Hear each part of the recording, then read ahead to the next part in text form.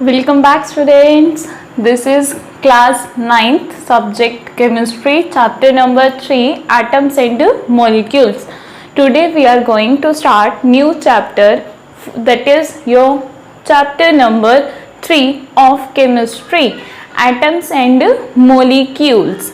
So let's move to start this chapter. Chemistry. Firstly, you should know that what we are going to study in chemistry.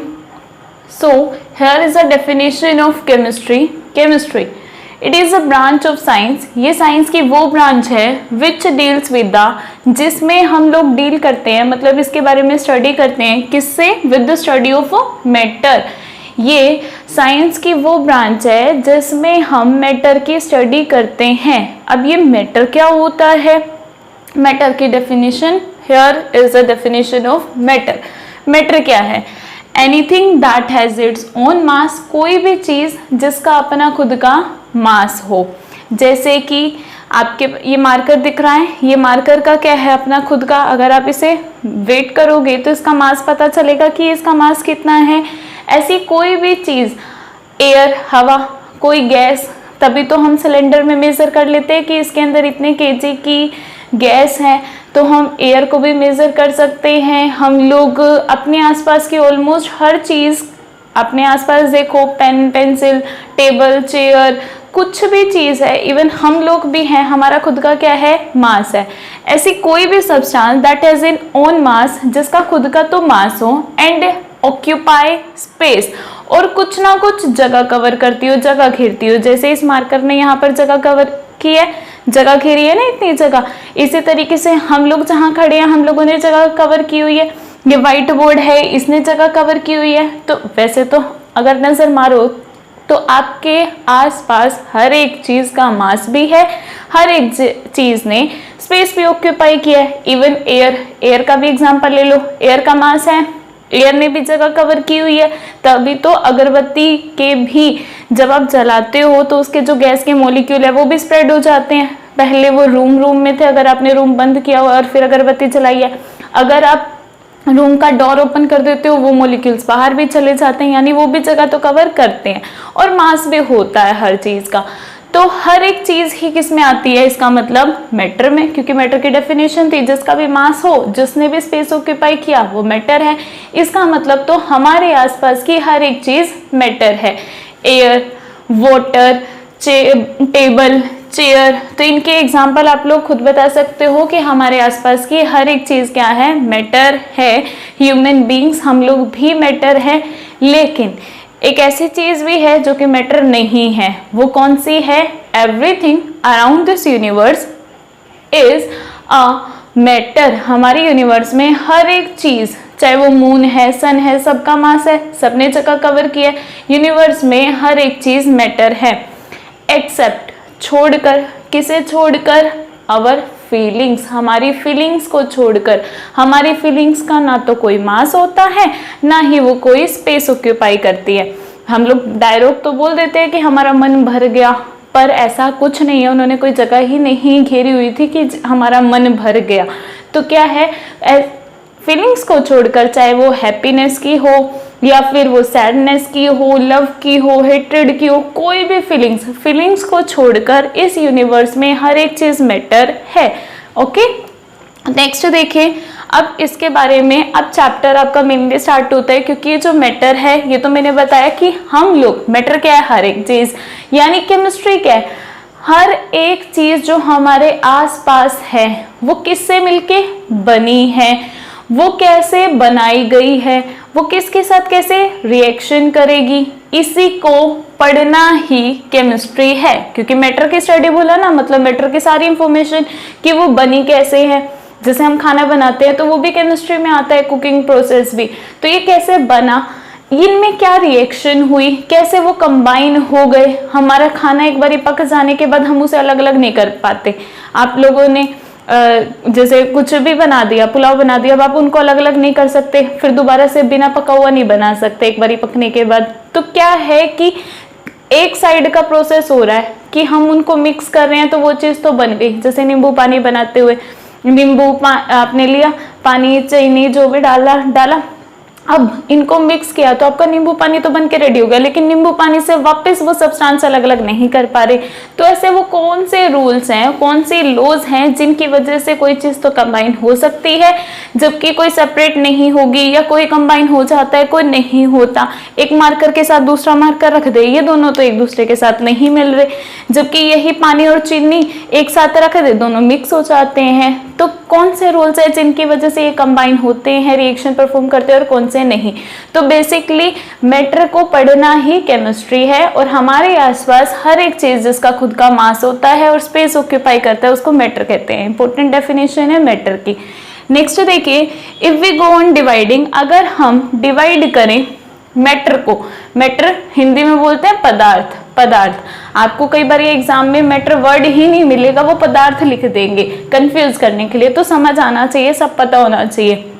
अगर हम matter को तोड़ते जाए, divide करने का मतलब तोड़ते जाए, जैसे चौक का टुकड़ा है मान लो आपके पास, आप चौक के टुकड़े को तोड़ना स्टार्ट करो, 2 टुकड़े कर लिए, 3 कर लिए, 4 कर लिए, 5 कर लिए, इस तरीके से अगर हम मैटर को तोड़ना स्टार्ट करते हैं, if we get smaller and smaller particles, तो हमें क्या मिलते हैं, पहले 2 टुकड़े, फिर और छोटा टुकड़ा, फिर और छोटा, एक ही चौक को तोड़ते रहना है, तो हमें क्या मिल रहे हैं, छोटे और छोटे particles. Ultimately a stage will come, एक ऐसी स्टेज आ जाएगी when further division will not be possible, जब इसके बाद इसको डिवाइड कर पाना, तोड़ पाना पॉसिबल ही नहीं होगा।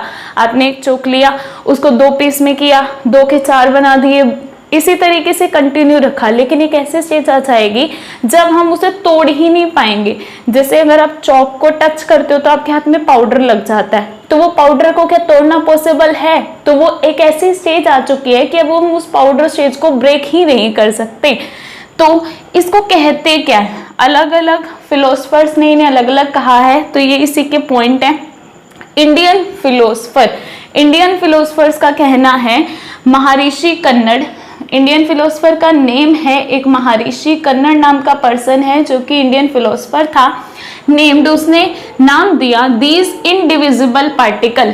इस वर्ड को समझना, डिविजिबल यानी जो डिवाइड हो सके, जो आगे आगे टूट सके, इनडिविजिबल यानी जो डिवाइड ना हो सके, जो और ज्यादा तोड़ा नहीं जा सकता। तो एक ऐसी स्टेज आ गई थी ना कि जब हम उसे तोड़ नहीं सकते, तो उसने कहा जो ये ऐसी स्टेज के बाद पार्टिकल्स आ गए ना, इनडिविजिबल पार्टिकल्स, ये जो इनडिविजिबल पार्टिकल्स आ चुके हैं जिनको और डिवाइड करना पॉसिबल नहीं है, महर्षि कन्नड़ ने, जो कि एक इंडियन फिलोसफर था, इनको नाम दिया है परमाणु। परमाणु, परमाणु, परमाणु, PARMANU। तो एटम्स को इसने नाम दिया हुआ है परमाणु। अब ये एटम क्या है नेक्स्ट में पता चल जाएगा। देखिए, ग्रीक फिलोसफर था एक, ग्रीक देश का नेम है, तो ग्रीक फिलोसफर था जिसका नेम है डेमोक्रिटस। काफी इंपॉर्टेंट होते हैं, पूछते हैं कि किस फिलोसफर के अकॉर्डिंग किसने नाम परमाणु दिया, तो आपको पता होना चाहिए, इसलिए मैंने इंपॉर्टेंट पॉइंट्स ही बताती हूँ आप लोगों को। डेमोक्रिटस नाम का ग्रीक फिलोसफर था, कॉल्ड दिस, उसने नाम दिया इनडिविजिबल पार्टिकल्स, इन इनडिविजिबल पार्टिकल्स को जिनको अब और तोड़ा नहीं जा सकता, एटम्स। क्या नेम दिया? एटम्स, जो कि आपके चैप्टर का नेम है, atoms.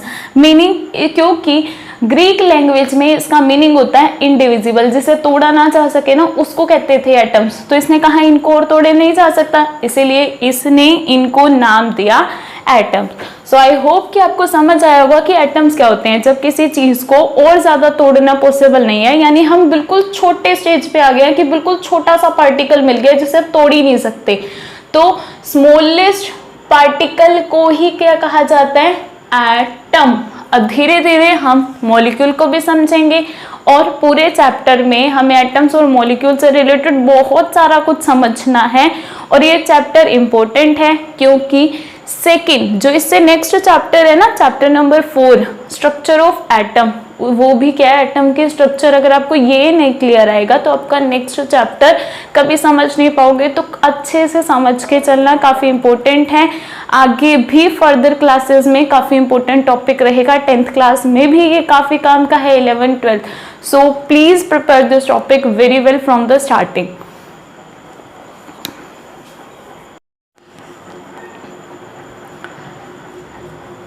So let's continue to the basic chapter of chemistry. It is the foundation of chemistry. ये बेस है केमिस्ट्री का. अगर आपने ये चैप्टर नहीं किया तो आप केमिस्ट्री का कोई चैप्टर अच्छे से नहीं कर पाओगे. ओके, सो इसको अच्छे से समझना. देखिए next point, Antoine L Lavoisier. Name है साइंटिस्ट का Antoine L Lavoisier. Led the, इन्होंने रखी थी foundation of chemical science. Chemical science की फाउंडेशन यानी केमिस्ट्री की फाउंडेशन रखने वाला, नींव रखने वाला कौन था? Antoine L Lavoisier. By establishing, कैसे रखी नींव? 2 important laws of chemical combinations. Chemical combination की इसने बहुत इम्पोर्टेंट 2 लॉज दी हैं, 2 रूल दिए हैं, जिनकी वजह से आज हम पूरी केमिस्ट्री को कर पाते हैं. तो बहुत इम्पोर्टेंट लॉ सबसे पहले देने का काम इन्हीं साइंटिस्ट ने किया.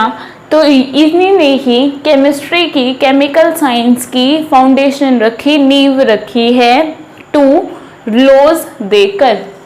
Antoine L Lavoisier is known as, क्योंकि इन्होंने फाउंडेशन रखी है, इन्हीं की वजह से केमिस्ट्री स्टार्ट हुई है, बेस ही इन्होंने दिया है, इसीलिए इन्हें कहा जाता है father of chemistry. Father means जनक, कि केमिस्ट्री को जन्म देने वाले एक तरीके से, कि केमिस्ट्री इन्हीं की वजह से ही आज पनपी है जिसको हम पढ़ते हैं, तो इन्हें कहा जाता है father of chemistry. Next, laws of chemical combination. जो हमने कहा है ना कि इन्होंने 2 लॉज दी हैं, तो वो हैं क्या? इसको अच्छे से पढ़ना है हमें. Laws of chemical combination, chemical combination की laws. Law of chemical combination is given by, ये लॉ दी थी बाय एंटोइन एल लवोइसर, जो कि एक फ्रेंच केमिस्ट है, एंड जोसेफ एल प्रोस्ट. ये इन दोनों साइंटिस्ट ने दी थी लॉज ऑफ. लेकिन मेन काम एंटोइन एल लवोइसर का है, स्टार्टिंग इन्होंने की, इसीलिए इनको फादर ऑफ केमिस्ट्री कहते हैं. Law of chemical combination are, जो ये लॉज हैं, कौन कौन से 2 लॉज दिए हैं इसने? First, law of conservation of mass. Law of chemical combination की इन्होंने 2 लॉ दी थी. फर्स्ट लॉ है law of conservation of mass, second law है लॉ ऑफ कांस्टेंट प्रोपोर्शन. अब इन्हीं दोनों लॉज को हम डिटेल में पढ़ेंगे. इनके सीधे भी क्वेश्चन आ जाते हैं या फिर इनसे रिलेटेड न्यूमेरिकल्स भी काफ़ी आ जाते हैं. तो let's study these 2 laws one by one in detail. Yes, here is the first law, law of conservation of mass. Law of conservation of mass. अब कंजर्वेशन वर्ड दिख रहा है. कंजर्वेशन, कंजर्वेशन में हमें एक वर्ड दिखा कंजर्व. कंजर्वेशन में आपको कंजर्व वर्ड दिख रहा है.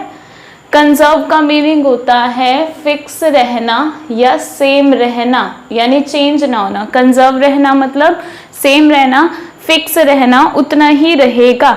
तो ये क्या कह रही है? लॉ ऑफ, लॉ है किसका? कंजर्वेशन ऑफ मास की. मास जो है वो हमेशा कंजर्व रहता है, फिक्स रहता है. इसको पढ़ लेते हैं क्या ये.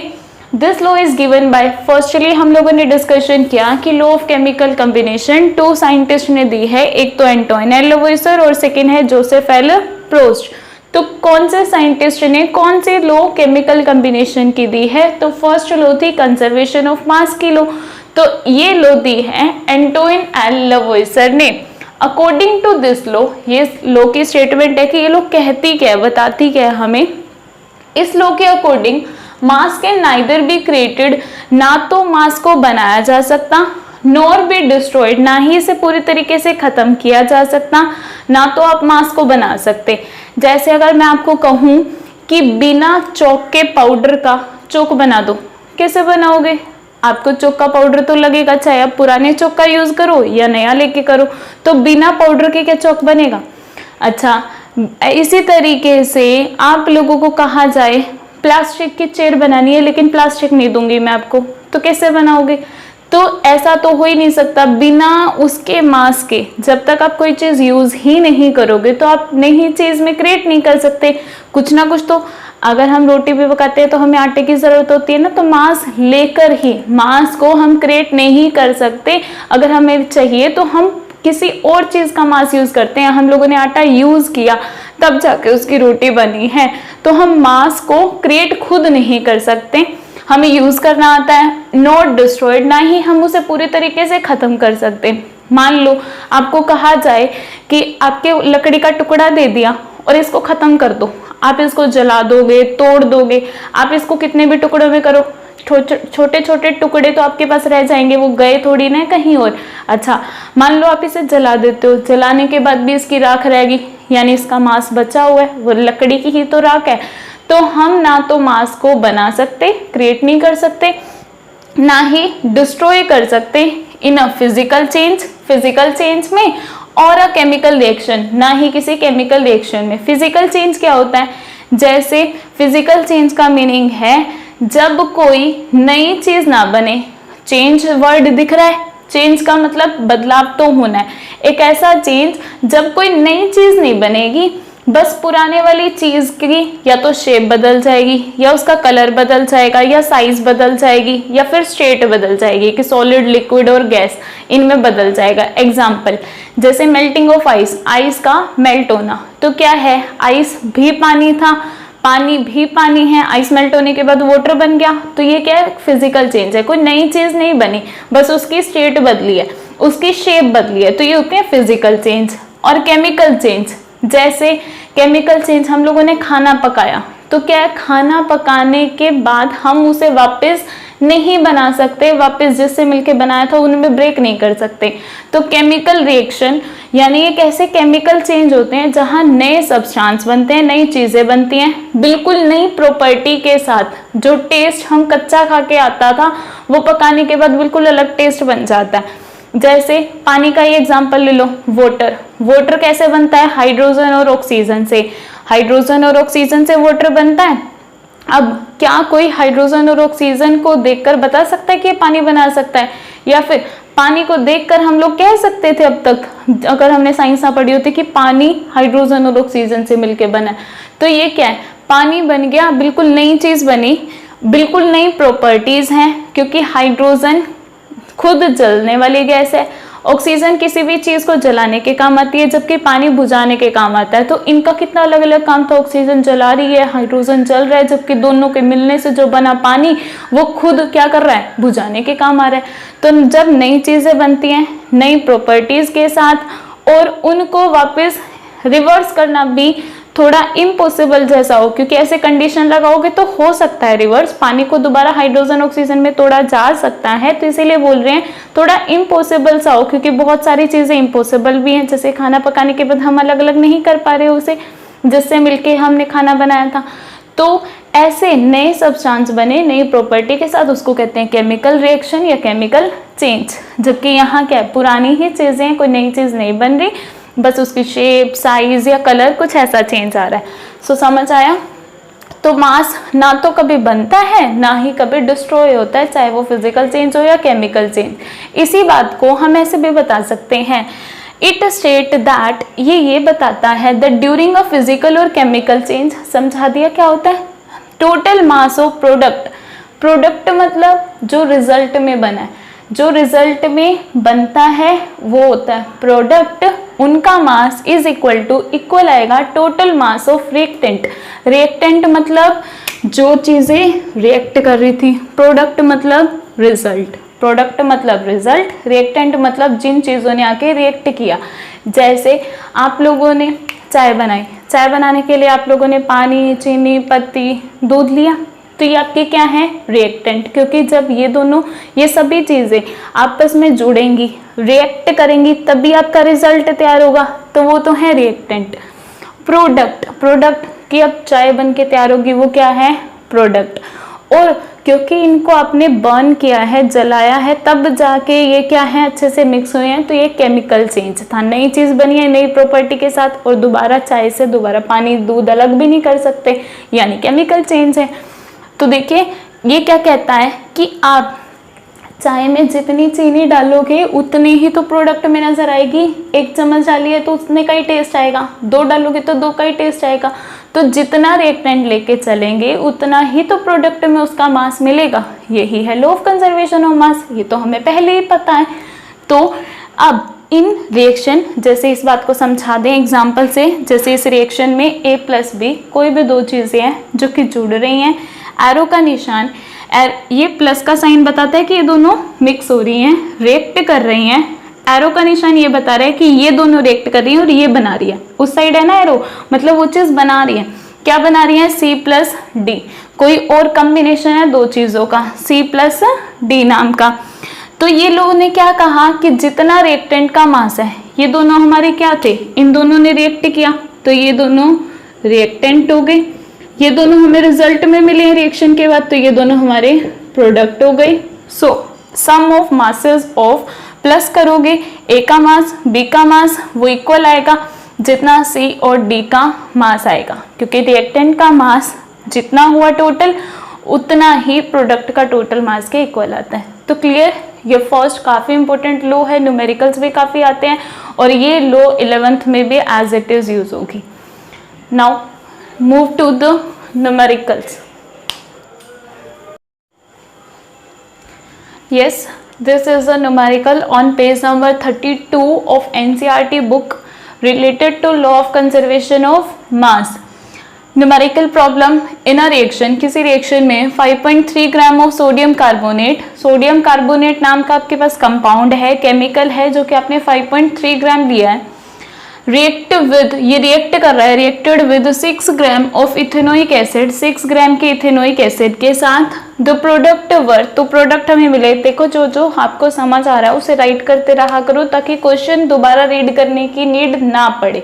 हमेशा ये बात ध्यान रखनी है कि एक ही बार पढ़ो, उससे जो जो पता चला उसे नोट करते रहो। तो हमें क्या पता चल रहा है कि सोडियम कार्बोनेट है, सोडियम कार्बोनेट है, ये रिएक्ट कर रहा है किसके साथ, रिएक्टेड विद 6 ग्राम, ये कितना है 5.3 gram, reacted with 6 gram of ethanoic acid, किसके साथ रिएक्ट किया इसने, इथेनोइक एसिड के साथ रिएक्ट किया है इसने। Next the products were, product क्या होते हैं जो इनके रिएक्ट करने के बाद मिलेगा हमें result, 2.2 gram of carbon dioxide, carbon dioxide मिली है हमें, 0.9 ग्राम वाटर मिला है हमें, and 8.2 gram of sodium ethanoate नाम का कंपाउंड बन गया, सोडियम इथेनोइट। तो ये हमें समझ आया। शो दीज ऑब्जर्वेशन, शो करना है कि ये जो ऑब्जर्वेशन उन्होंने किया है कि ये बना है, इतने इतने ग्राम बना है, आर इन एग्रीमेंट, ये फॉलो कर रही हैं, एग्रीमेंट में होने का मतलब कि ये फॉलो कर रही हैं law of conservation of mass को। अब देखिए law of conservation of mass क्या कहती है कि जितना रिएक्टेंट का मास होगा उतना ही प्रोडक्ट का, क्योंकि जितना आप लेके चलोगे उतना ही तो रिजल्ट में मिलेगा, क्योंकि मास ना तो कभी क्रिएट होता तो एक्स्ट्रा तो बनना ही नहीं, अब ना ही डिस्ट्रॉय होता तो खत्म भी कहीं नहीं होना, इसीलिए जितना लेके चलोगे उतना ही बनेगा। तो जितना टोटल मास रिएक्टेंट का उतना ही टोटल मास प्रोडक्ट का होता है। यही है law of conservation of mass. दोनों का मीनिंग तो सेम ही था जो हमने दोनों स्टेटमेंट पढ़ी। बस अब चेक कर लो कि आपका टोटल मास ऑफ रिएक्टेंट्स क्या आ रहा है और प्रोडक्ट्स क्या आ रहा है। अगर इक्वल है तो फॉलो है, अदरवाइज नहीं। तो रिएक्टेंट्स का मास कितना है 5.3 ग्राम, ये दोनों चीजें रिएक्ट की थी ना, प्लस 6 ग्राम, 6 और 5.3 कितना आया 11.3 gram. Similarly total mass of products, जो आपके प्रोडक्ट बने हैं, एक बना कार्बन डाइऑक्साइड जो कि 2.2 ग्राम है, वाटर बना है 0.9 ग्राम और इसके अलावा सोडियम इथेनोइट बना है 8.2 ग्राम। सबको प्लस करो, 2 और 9 11, 12 13 3 1 कैरे, 8 और 2 10 और 1 कैरे वाला 11, कितना आया 11.3 ग्राम। सो आप लिखोगे टोटल मास ऑफ रिएक्टेंट्स, जो रिएक्टेंट्स का मास है इक्वल आ रहा है टोटल मास ऑफ प्रोडक्ट्स के। So it is in agreement, तो ये एग्रीमेंट में है of law of conservation of mass. So this observation is in agreement, ये ऑब्जर्वेशन जो है एग्रीमेंट में है law of conservation of mass के। क्लियर। और इसी टाइप के न्यूमेरिकल्स आप लोगों को दिए जाते हैं, एक तो चेक करने के वे से, या फिर वो, अब इसके अलावा मैं सेकेंड वे बता देती हूँ कि क्वेश्चन किस तरीके से आता है। इसके अलावा मान लो वो उन्होंने ना आपको ये वाला मास दिया ही नहीं, उन्होंने कह दिया, मान लो क्वेश्चन में ये कह दें कि सोडियम कार्बोनेट 5.3 ग्राम लिया, कुछ अमाउंट में इथेनोइक एसिड लिया, कुछ अमाउंट में बताया नहीं कितना लिया, बन गया 2.2 gram carbon dioxide, 0.9 gram water, 8.2 gram sodium इथेनोइड। तो उन्होंने ये बता दिया हमें और पूछ रहे हैं बताओ इथेनोइक एसिड आपने कितना लिया था, कितना लिया था। अब हमें पता है हर चीज law of conservation of mass को फॉलो करेगी, वो बता भी देंगे कि ये law of conservation of mass को फॉलो कर रही है। तो हमें इसका मास पता है, सिर्फ एक चीज का नहीं पता।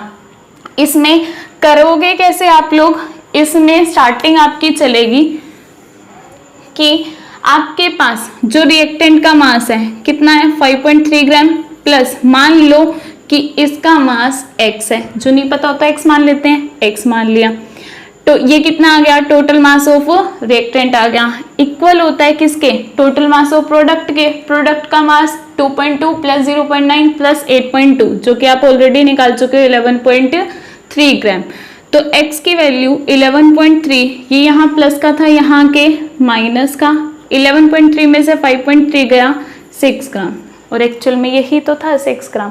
तो इस तरीके से भी क्वेश्चन दिया जाता है आपसे, किसी भी एक चीज का वो मिसिंग दे देंगे और पूछ लेंगे उसका। तो कैसे निकालते हैं, बस सीधा रख दो, जो भी मास ऑफ रिएक्टेंट है उसको प्रोडक्ट के मास के इक्वल रखो, x मानकर अपने आप आपका आंसर आ जाएगा। मैथमेटिक्स का यूज करना है। क्लियर। सो ये था हमारा फर्स्ट लॉ, आज हमने फर्स्ट लॉ कंप्लीट किया है। नेक्स्ट लेक्चर में हम सेकेंड लॉ और इससे आगे के टॉपिक्स कवर करेंगे। ये आपका बेसिक था, तो इसे अच्छे से करना और बुक में से रीडिंग भी ज़रूर लेना। Thank you and have a nice day.